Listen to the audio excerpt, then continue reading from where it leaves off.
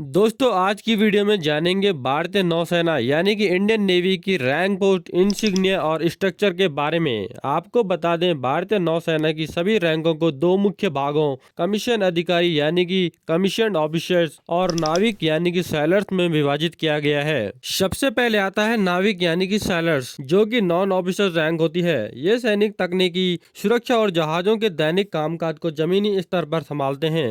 इन्हें भी दो भागों में बांटा जाता है। पहला आता है जूनियर नाविक, जिसमें रैंक पोस्ट आती है सीमेन सेकंड क्लास और सीमेन फर्स्ट क्लास। इनकी वर्दी पर कोई विशेष रैंक बैच नहीं होता।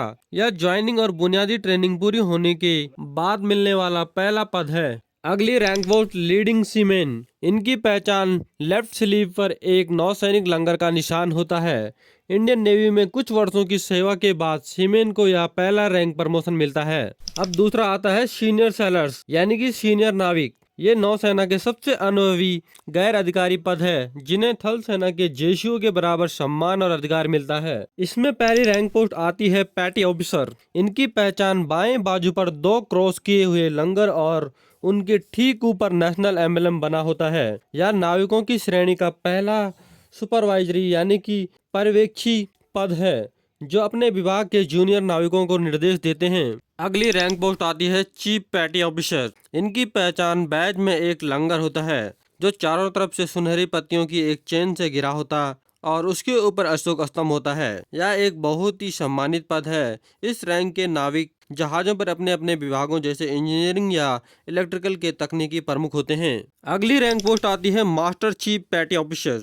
इनकी पहचान कंधे की पट्टियों पर एक गोल्डन पट्टी, जिसके बीच में एक पतली लाल या नीली रेखा होती और उसके ऊपर एक छोटा नौसैनिक क्रेस्ट या अशोक स्तंभ होता। यह बेहद वरिष्ठ और अनुभवी नाविकों का पद है, जो प्रशासनिक कार्य संभालते हैं। अगली रैंक पोस्ट आती master chief petty officer first class. इनकी पहचान कंधे की पट्टियों पर दो सुनहरी पट्टी और उसके ऊपर नेशनल एम्बलम होता। यह नाविकों की श्रेणी का सर्वोच्च पद है। ये सीधे जहाजों के कमांडिंग ऑफिसर के साथ तालमेल बनाकर काम करते हैं और सभी नाविकों के प्रमुख होते हैं। अब आते हैं कमीशन ऑफिसर्स। ये अधिकारी श्रेणी के पद हैं, जो नेतृत्व, रणनीति और कमांड संभालते हैं। कमीशन ऑफिसर्स में पहली रैंक पोस्ट आती है सब लेफ्टिनेंट। इनकी पहचान एक चौड़ी सुनहरी धारी एक स्टैप के साथ, जिस पर एग्जीक्यूटिव कर्ल बना होता है, एकेडमी से पास आउट होने के बाद मिलने वाला पहला पद। ये जहाजों पर बुनियादी ड्यूटी संभालते हैं। इसके बाद आता है लेफ्टिनेंट। इनकी पहचान दो चौड़ी सुनहरी धारियां, जिसमें ऊपरी धारी पर एग्जीक्यूटिव कर्ल होता है। यह रैंक पोस्ट सब लेफ्टिनेंट के रूप में 2 साल पूरे होने पर मिलता है। ये जहाजों के छोटे विभागों के प्रभारी होते हैं। अगली पोस्ट आती है लेफ्टिनेंट कमांडर। इनकी पहचान 3 धारियां, जिनमें 2 चौड़ी धारियों के बीच में एक पतली सुनहरी धारी होती है और शीर्ष पर एग्जीक्यूटिव कर्ल होता है। यह मध्यम स्तर के अधिकारी होते हैं। ये युद्ध पोतों पर नेविगेशन, इंजीनियरिंग या गन पॉइंट जैसे महत्वपूर्ण विभागों को संभालते हैं। अगली रैंक पोस्ट आती है कमांडर। इनकी पहचान 3 चौड़ी सुनहरी धारियां, जिनमें शीर्ष पर एग्जीक्यूटिव कर्ल होता है। ये छोटे युद्ध पोतों जैसे कारवेट या माइन स्वीपर के स्वतंत्र कप्तान होते हैं। यह बड़े जहाजों पर सेकंड इन कमांड होते हैं। नेक्स्ट रैंक पोस्ट आती है कैप्टन। इनकी पहचान 4 सुनहरी धारियां, जिसमें सबसे ऊपरी धारी पर एग्जीक्यूटिव कर्ल होता है। ये नौसेना के बड़े जहाजों जैसे डिस्ट्रॉयर या फ्रिगेट का नेतृत्व और कमान संभालते हैं। अगली रैंक पोस्ट आती है कॉमोडोर। इनकी पहचान नेशनल एम्बलम और एक स्टार लगा होता है।